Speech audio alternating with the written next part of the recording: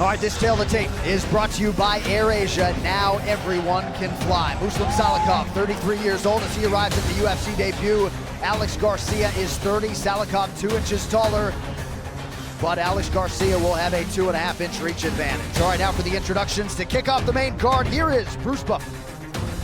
Ladies and gentlemen, we are live from Shanghai, China for UFC Fight Night. Bisping versus Gastelum. And now, this fight is 3 rounds in the UFC welterweight division. Introducing first, fighting out of the blue corner, holding a professional record, 14 wins, 4 losses. He stands 5 feet 9 inches tall, weighing in at 171 pounds. Fighting out of Montreal, Quebec, Canada, by way of Santiago, Dominican Republic, Alex the Dominican Nightmare Garcia! And now introducing his opponent, fighting out of the red corner, holding a professional record, 12 wins, 1 loss. He stands 5 feet 11 inches tall, weighing in at 170 pounds. Fighting out of Dagestan, Russia, Muslim King of Kung Fu, Salikhov. And when the action begins, our referee in charge, John Sharp. John Sharp, our referee for this one, the main card opener here in Shanghai. Red De La Cruz is with us. And wherever you may be in the world, we are glad you are too here at UFC Fight Pass for this historic live event for the UFC. Here we go with round 1. Alex Garcia is in black. The UFC newcomer Muslim Salikhov is in white.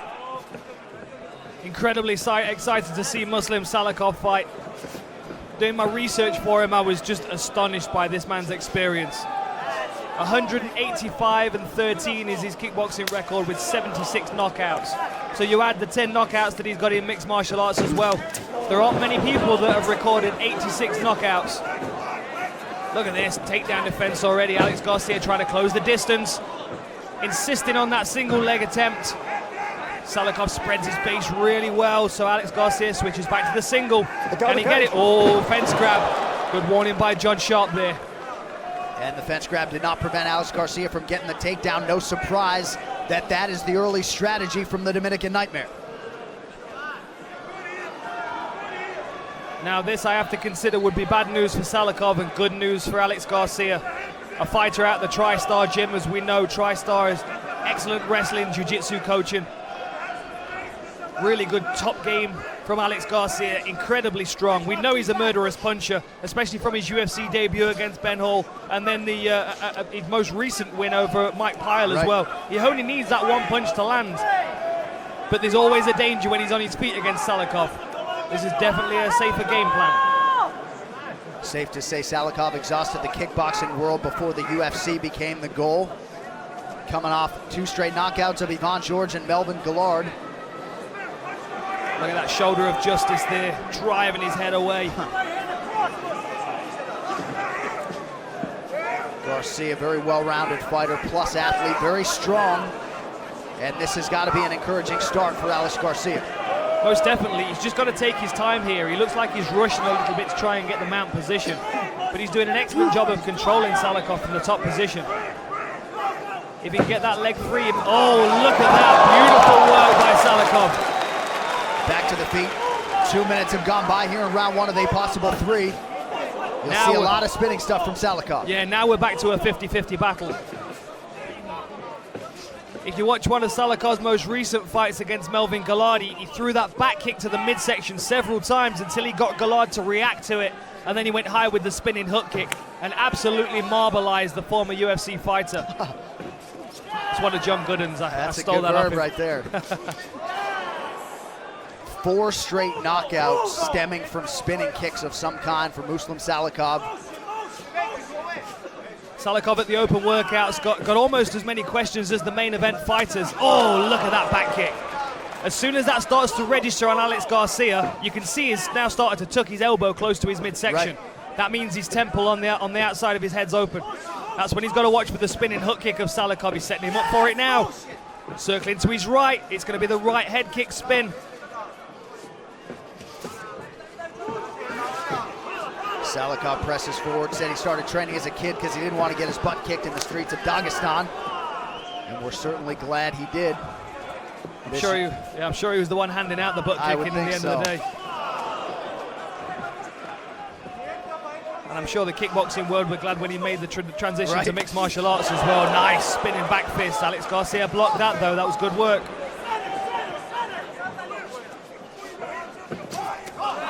Great timing on that double leg, but look at this, scrambling from Salikhov. Excellent work keeping his legs underneath him.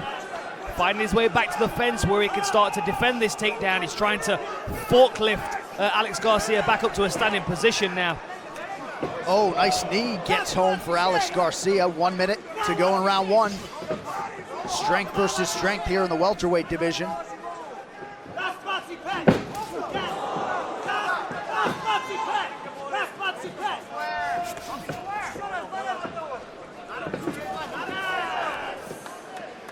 The more grappling exchanges that Alex Garcia can initiate, the better for him. Even if he doesn't have a great deal of success with it, it's certainly going to help him find his way into the striking battles. Salikhov, one of several Russian fighters to recently align with Mark Henry, Ricardo Almeida, and the great Iron Army team in New Jersey. Beautiful timing on those takedowns. He's watching Salikhov, he's realizing that he's loading up and timing that level change perfectly. Now comes the ground and pound. Ooh. Big left hand for Alex Garcia. And again, getting this takedown at the end of the round, pretty useful. 2 takedowns secured for Alex Garcia in round one as he tries to neutralize Muslim Salikhov. 5 minutes in the books.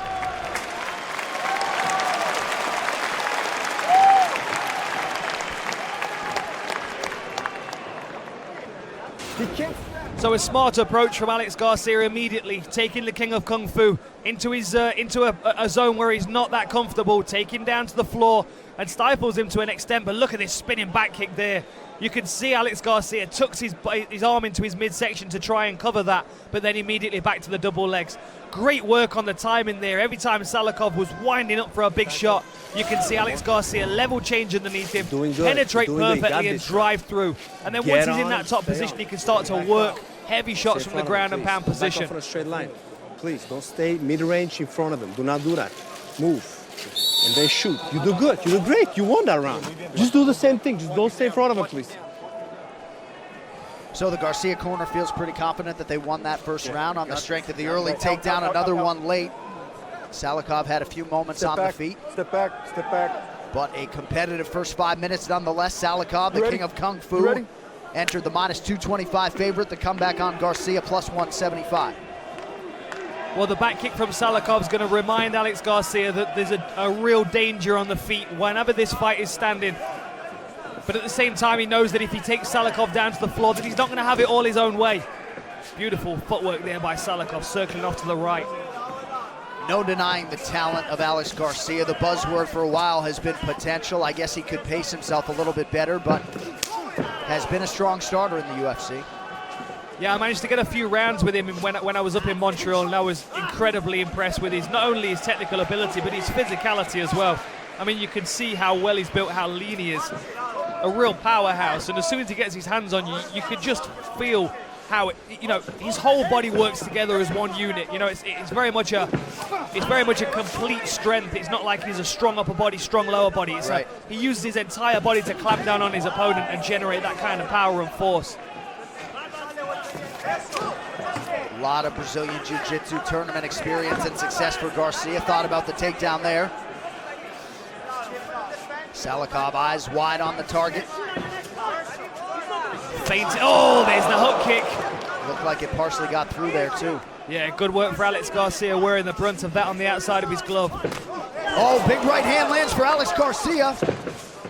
Well, the Octagon heads to Detroit in the brand new Little Caesars Arena, UFC 218, next Saturday, December 2nd. Max Holloway looking to defend his featherweight crown against the former champ Jose Aldo in a rematch of their June title fight. UFC 218, next Saturday, December 2nd, 10 in the East, 7 in the West. It is only on pay-per-view. Garcia's starting to reach a little bit with that right hand. Salikhov threatening the spin again. I mean, how do you prepare for a guy who is constantly throwing the spinning stuff your way? Well, fortunately, you know, you get onto the mat on a Saturday afternoon at TriStar and you've got about 50 guys to work with. Yeah. And as you can, oh, beautiful work there. The Matador straight into a body kick. You've got to think, you know, with a coach like Faraz, he's going to be watching the tape, he's going to be well aware of Salikhov's dangers and skills, and he's going to match Alex Garcia with sparring partners that are going to a certain extent, mimic what Salikhov can do, although with the credentials and skill that he has, it's going to be very difficult. But, you know, guys like Brandon Thatch, guys like that pass through there all the time. Yeah. So, you know, there's a lot of skills that he can draw from there. He's certainly seen these looks before, you know, what with Wonderboy going up there as well. Nice takedown there. Salikhov not accepting that, though. Garcia stays with it, and he's able to flatten Salikhov out here. Just over 2 minutes to go, round 2.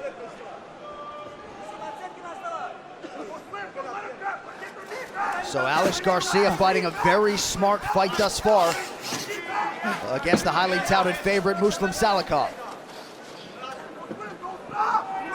Good work to side control here now.